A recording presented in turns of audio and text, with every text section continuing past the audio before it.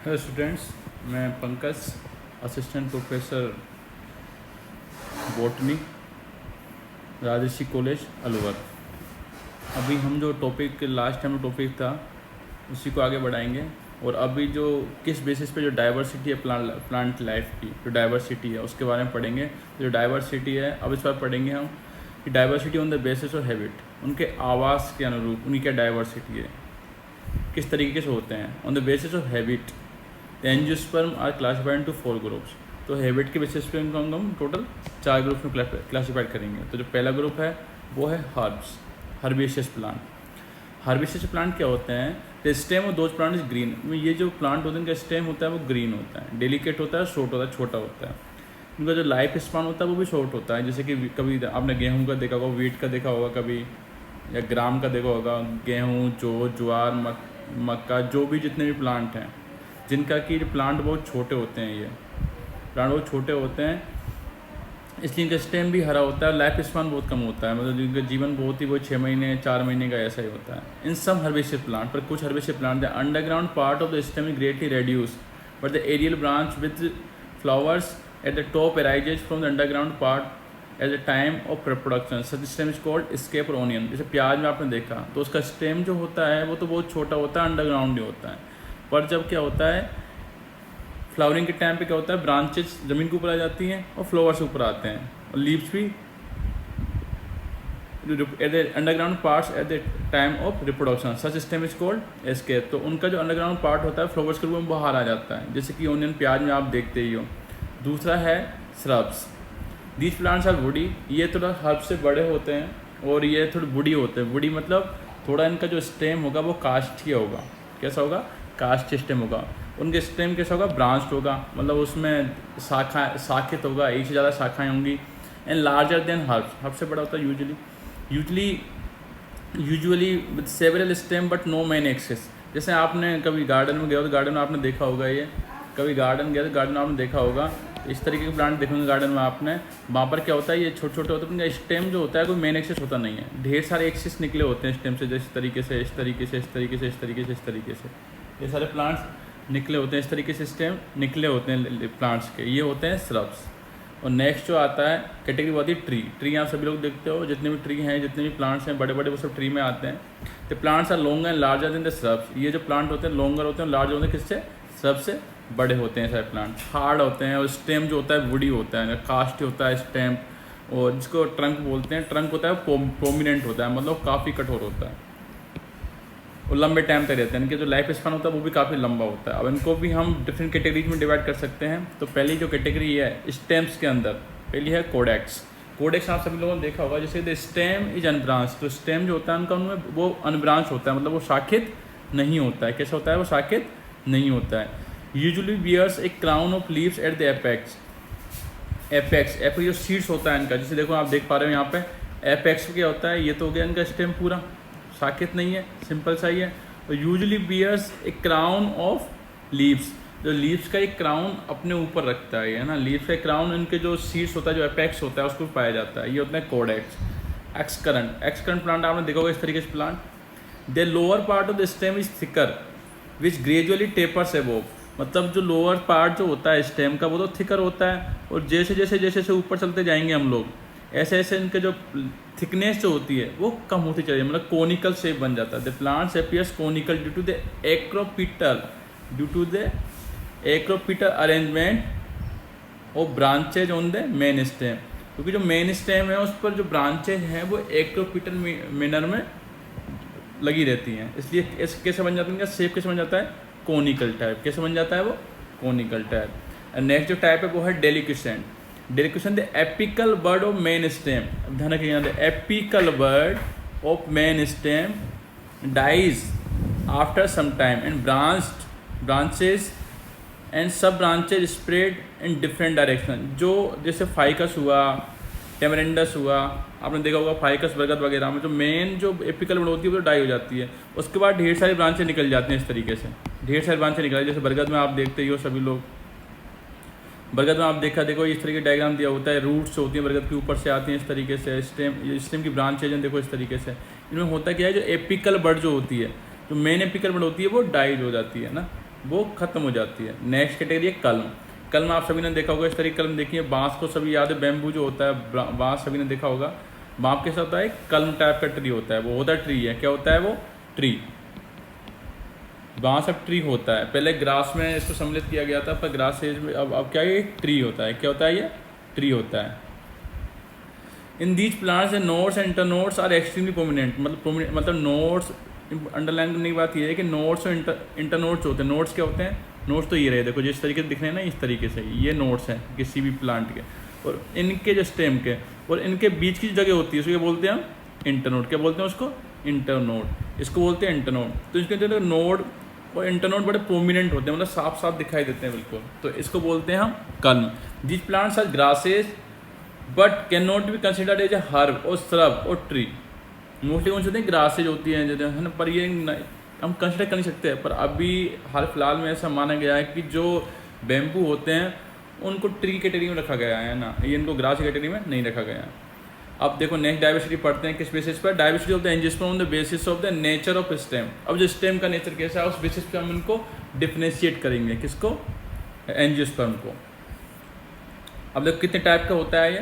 पहला देखो erect. These plants grow upright, मतलब ये प्लांट कैसे होते हैं, ऊपर की तरफ ग्रो करते हैं सीधा बिल्कुल। Most trees, shrubs and some herbs have a strong stem.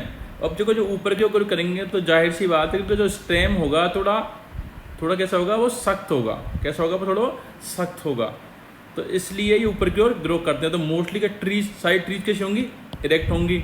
जो थोड़े बहुत श्रब हैं, सारे श्रब लगभग कैसे होंगे, ऐसे ही इरेक्ट ही होंगे, क्योंकि वो ऊपर की तरफ भी जाते हैं। क्योंकि उनमें भी क्या होता है, जो स्टेम होता है वो कैसा होता है, स्टेम कैसा होता है उनका, वुडी होता है। स्टेम कैसा होता है उनका, वुडी होता है, तो स्टेम उनका भी वुडी होता है, इसलिए हमेशा ऊपर की ओर ये जाएंगे। और कुछ होते हैं हर्ब्स जो ऊपर की ओर जाते हैं, उनको ये सब कैसे हैं, इरेक्ट।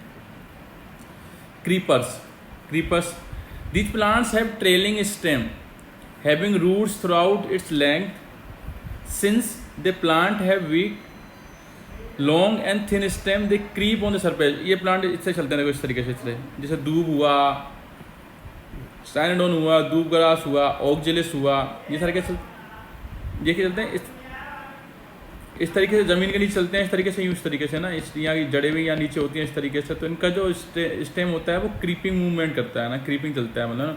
और adventitious roots arises from the nodes, ध्यान रखिएगा ये, तो ये नोड्स हैं यहाँ पे नोड्स मान लेते हैं हम इसकी प्लांट, इसकी स्टेम की। तो ये नोड से क्या होगा, ये एडवेंटियस रूट कैसी होती है, कैसी होती है, एडवेंटियस रूट, ये कैसी होती है, एडवेंटियस रूट्स, ये नोड से निकलती हैं। ये हुए क्रीपर्स, एग्जाम्पल आपने देखा ग्रास वगैरह होती है। थर्ड वन है trailers. The stem sprawling on the ground with the help of adventitious root. These plants are like creepers with difference that, difference पढ़ना, होते क्रीपर्स की तरह इस तरीके से, क्रीपर की तरह।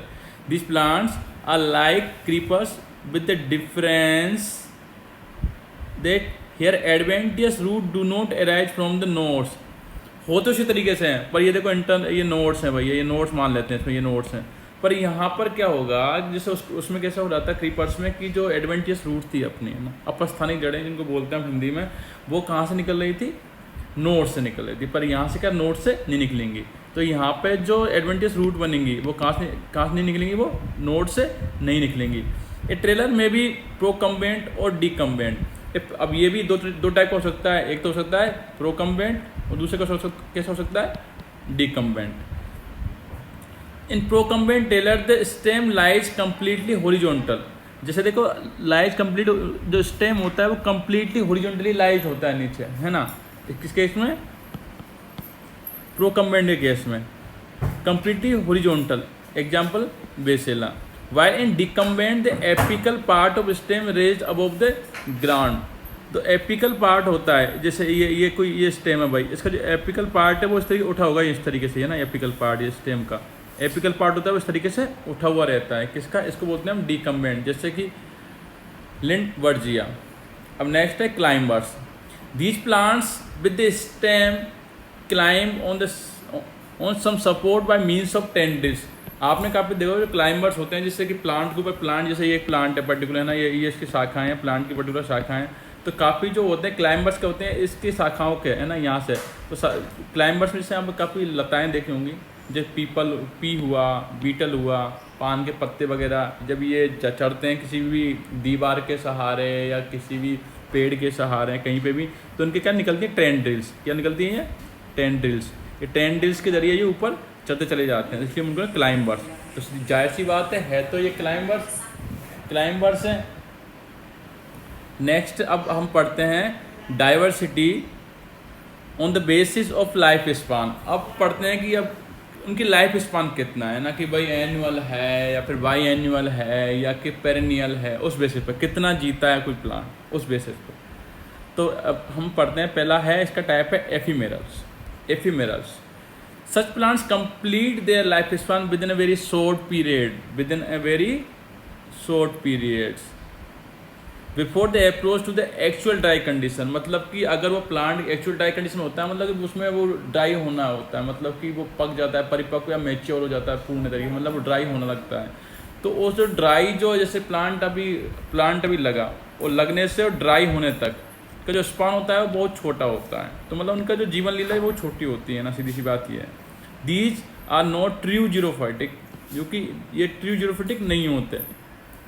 एंड ऑफ्टन कॉल्ड ड्रॉट एवेडर्स और ड्रॉट एस्केपर्स। ड्रॉट एवेडर्स मतलब ये वो प्लांट होते हैं, आपने देखा होगा वहाँ पर रेगिस्तान वगैरह में, तो वहाँ पर ड्रॉट कंडीशन होती है, जीरोफिटिक प्लांट बेसिकली वहाँ पाए जाते हैं। पर ये क्या होते हैं कि जैसे ही कोई ड्रास्टिक कंडीशन आई, जैसे कोई खतरा आया इनके ऊपर, तो ये वहाँ से अपना लाइफ स्पान उससे पहले ये ख़त्म कर लेते हैं कि भाई गर्मी आ रही है, पानी होगा नहीं। तो असली जीरोफिटिक कौन सा होता है कि वो गर्मी भी आए, पानी भी नहीं हो, फिर भी अपने आप को वहाँ जीवित रखे, फिर भी अपने आप को ऐसा कि ऐसा बनाए रखे, वो डोरमेंट स्टेज में नहीं जाए। तो ये तो क्या होते हैं, असली जीरोफिटिक होते हैं, मरुद्भिद होते हैं। पर ये जो इफेमेरल होते हैं, क्या होते हैं कि जैसे ही गर्मी आई है, कोई ड्रास्टिक कंडीशन आई, वहीं पर ये क्या हो जाते हैं, अपने आप ये ड्राई हो जाते हैं, है ना, ड्राई हो जाते हैं, कंडीशन के ड्राई हो जाते हैं, मतलब वहाँ पर ये सर्वाइव नहीं करते, डरते नहीं है वहाँ पर। तो ये होते हैं एफीमेरल, इसलिए इनका लाइफ स्पान होता है छोटा होता है। जैसे एग्जांपल देख लीजिए आप, जेंथोकार्पम हो गया, केसिया टोरा हो गया, आर्टेमेसिया हो गया, आर्जिमोन मैक्सिकाना हो गया। आर्जिमोन मैक्सिकाना आप सब बहुत देखा होगा, आप लोग देखिएगा।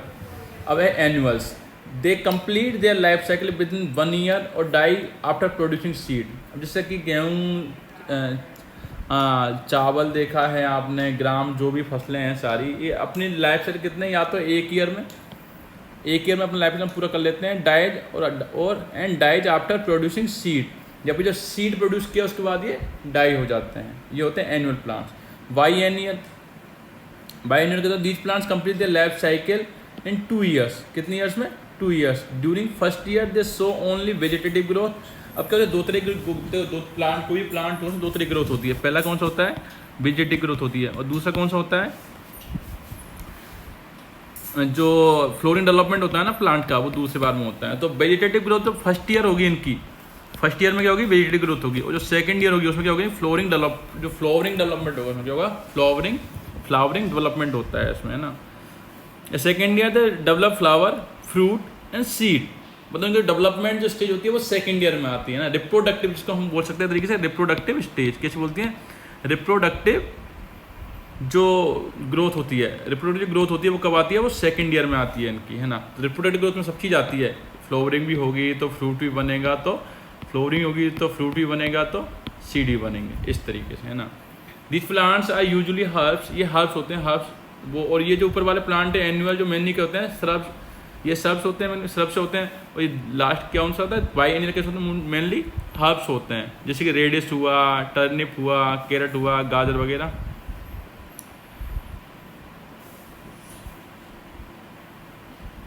इनको हम जो 2 ईयर लिखा है यहाँ पे, हमको 2 सीजन ही बोल सकते हैं। क्या बोल सकते हैं, 2 सीजन में, है ना, 2 सीजन में, ये पर्टिकुलर 2 सीजन लेते हैं, 2 सीजन तक लाइफ स्पान देती है इनके ना, ऐसा नहीं है पर्टिकुलर 2 ईयर ही हो। और perennial these plants have long life. जैसे पेरेनियल आप सभी लोग जानते हो, जो हज़ारों साल जीते हैं, 200, कभी 100, 300। जैसे ग्रेट बनियान ट्री है, ग्रेट बनियान ट्री आप सभी जानते हो उसको। ये बोटेनिकल गार्डन जो है अपना कोलकाता में, बोटिंग गार्डन है, वहाँ पर लगभग 200 साल पुराना है ये। बोधि ट्री फाइकर रिलीजियोसा, जो गया में, जहाँ बुद्ध भगवान जिसको बोधी ट्री बोला जाता है, लगभग 2500 साल पुराना पेड़ है ना, पुराना ट्री है। तो पेरिनियल होते हैं जिनका लाइफ स्पान जो होता है वो 2 साल से ज़्यादा होता है ना, ये होते हैं पेरिनियल, जैसे कि कोकोनट हुआ में कोई भी ट्री। अब नेक्स्ट है diversity on the basis of size.